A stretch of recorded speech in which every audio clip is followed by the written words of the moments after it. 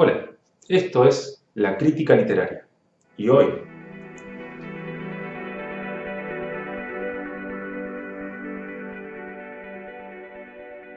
bien, el libro rojo está narrado a través de sucesos que se perciben como si fuesen experiencias oníricas desde un ser consciente de esa experiencia. No podemos decir que eso fue efectivamente lo que pasó, pero mi interpretación es esa, que de algún modo esa imaginación activa implica esos estados justamente de conciencia en estados alterados de la disposición del ser, para decirlo de algún modo. Y esto se sostiene no solo en esta obra del Libro Rojo, sino que en la meditación desarrollada, sobre todo en el budismo, pero no solamente allí, también dirige a la conciencia para poder acceder a ciertas disposiciones del ser, desde la cual puede desarrollar experiencias que superen este plano en el que nos movemos generalmente con este tipo de conciencia.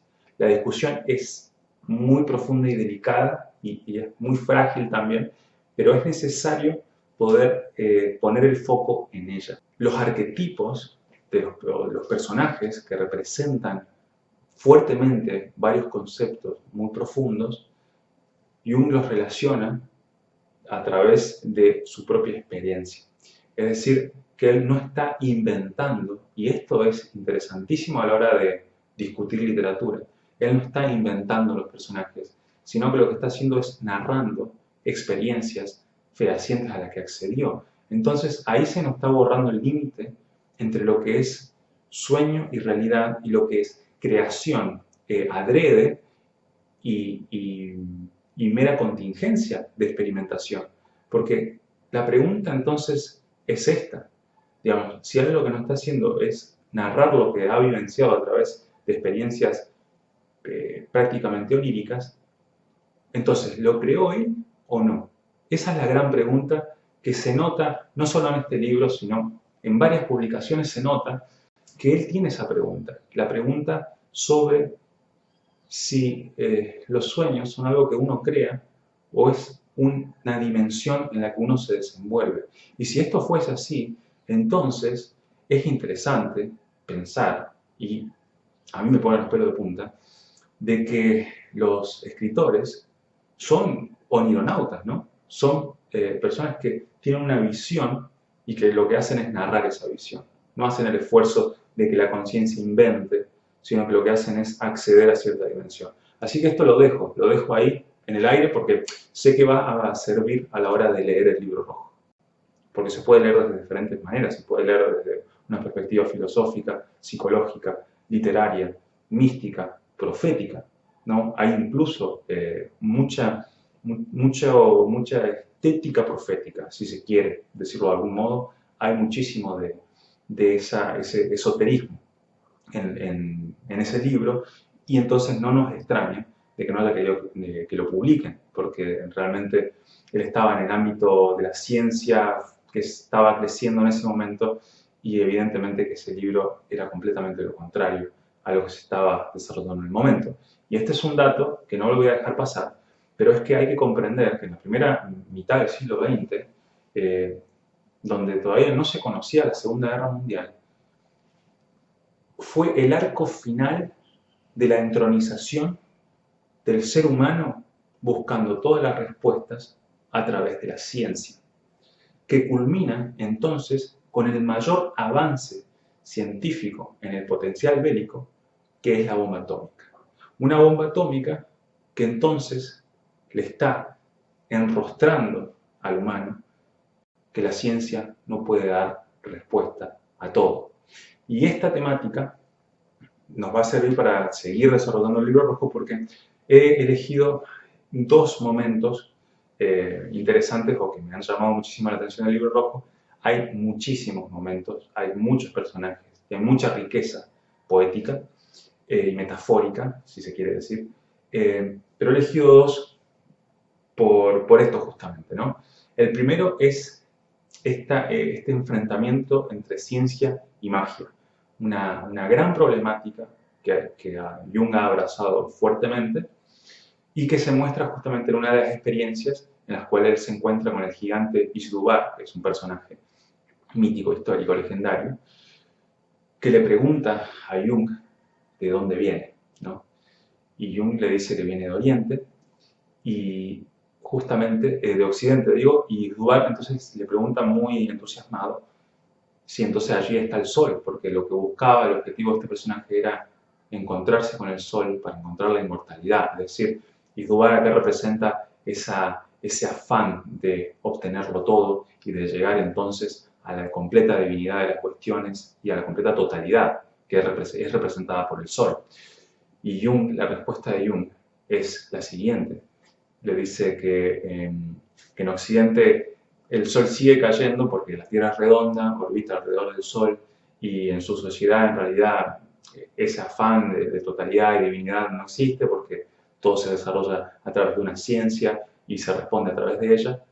Y eso, al Isdúbar lo descoloca completamente de forma tal que el hacha que tenía la rompe y le dice entonces este gigante, le dice a Jung algo así como, es increíble como una lombriz como vos pueda destrozar sin hacer nada a un gigante como yo. Y Jung le responde otra cosa increíble también, le responde, y es muy gracioso porque en realidad lo que yo quiero y estoy buscando es la magia que vos representás. Entonces fíjense cómo estas dos fuerzas extrañísimas entre los dos se encuentran entonces en esa oposición entre ciencia y magia. Y esto sigue siendo importante, sigue siendo una temática relevante hoy en día, porque esta idea de definir todo entre sí y no, entre verdadero y falso, entre bueno y malo, entre respuesta y no respuesta, ¿no? Es muy práctica, porque nos define rápidamente patrones de conducta, pero al mismo tiempo es muy peligrosa porque es solamente necesario un paso para que esa decisión entre sí y no la dejemos de hacer nosotros y empiecen a hacer otros por nosotros y nos empiecen a guiar a qué tenemos que decir que sí y a qué tenemos que decir que no. Y viene una discusión importante porque si ponemos este siguiente elemento, que es el elemento que representa el lugar en este sentido, empieza a entrar la ambigüedad, es decir, ni sí ni no. Y eso que no se puede responder, que entra y siempre está penetrando, que es la fuerza del caos en el orden, y para poder decirlo de una manera también práctica es la inconsciencia que entra en el consciente, es justamente lo que en ciertas disposiciones fuertes de la conciencia entronizada, como respuesta ante todo, deja como resto. Y esto es fácil de representar si pensamos que, por ejemplo, cuando uno divide todo número impar, ¿no? Siempre va a dejar un resto. Es decir, que hay un número entero, redondito, que nos da la respuesta, pero hay una sobrante que no es ni sí ni no.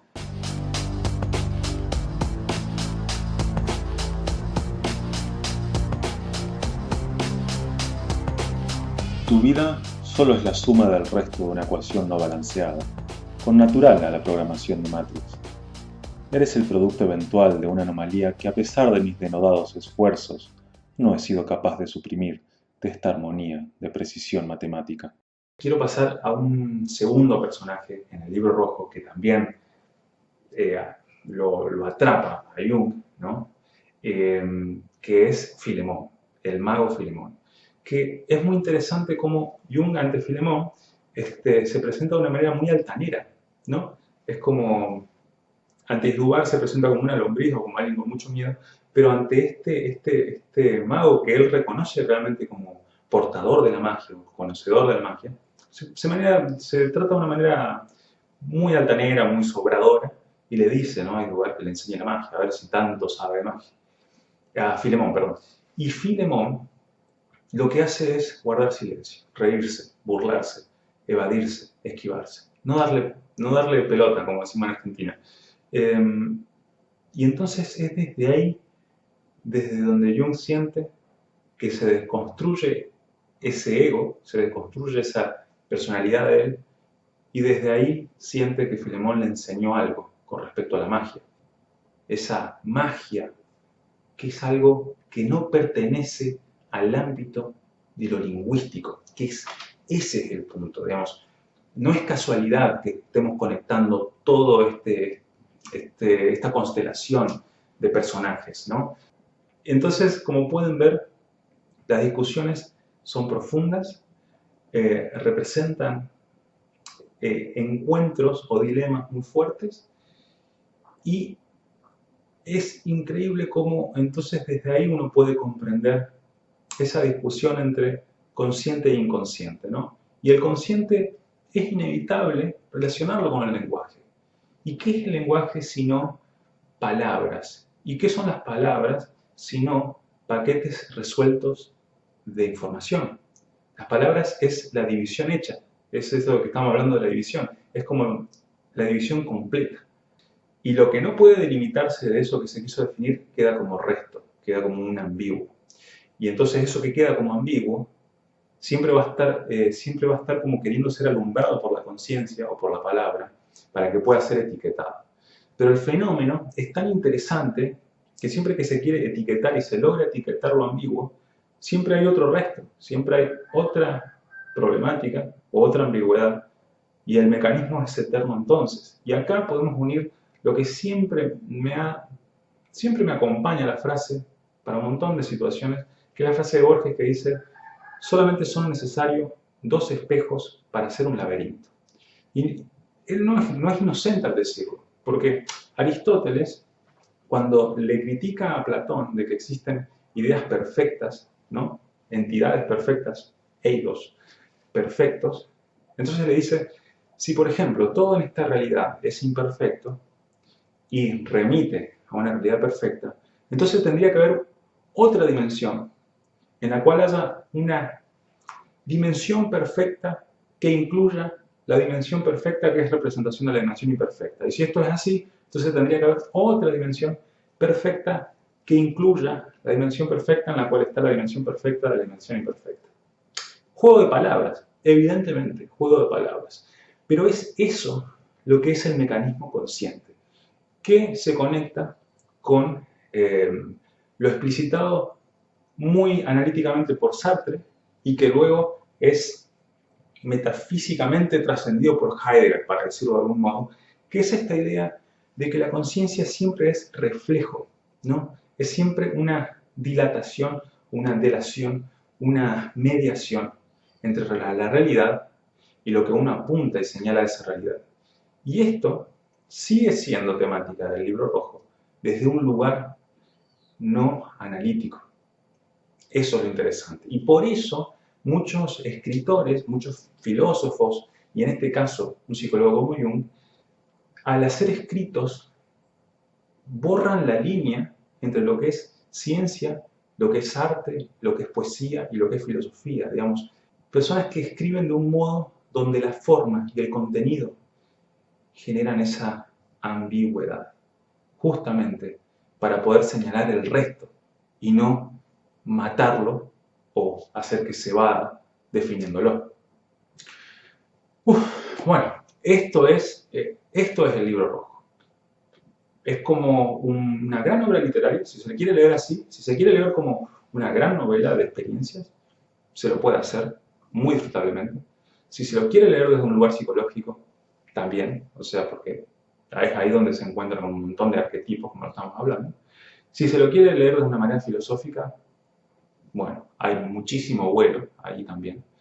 Así que creo que esto, y espero no haberme entendido, pero espero que este paquete de información que estamos trabajando acá pueda ablandar suficientemente bien a este lector que quiere leer el Libro Rojo para poder acceder entonces y disfrutarlo plenamente en todas sus aristas. Y entonces me parece propicio despedirme aquí explicando esta cuestión interesante con respecto al inconsciente y al consciente y al mecanismo, ¿no? A través del cual se relacionan esos dos ámbitos naturalmente, sin que uno tenga que hacer esfuerzo, ¿no? No hay que, justamente eso, no hay que hacer esfuerzo para pensar que algo está bien o está mal, porque el pensamiento de que está bien y está mal es consciente, es el consciente el que tiene que hacer ese mecanismo. El inconsciente no tiene límites, no tiene bordes, si nos recordamos el gráfico del inconsciente de Jung. Y fíjense cómo esta conversación que estamos teniendo entre nosotros nos abre la puerta siempre a esta posibilidad y voluntad del humano de querer validar su existencia. Y el único modo que tiene de validar su existencia es justamente arrojando su ser, que es inexistente, porque se construye a través del espectador, a través de un interlocutor, pero sin embargo, quien está expresando es un ser vacío.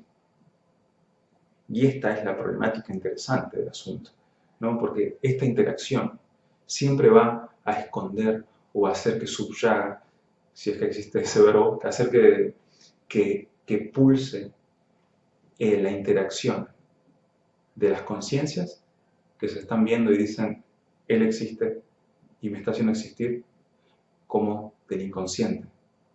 Ninguno de los dos existe, sino que estamos dispuestos en la existencia como resultantes.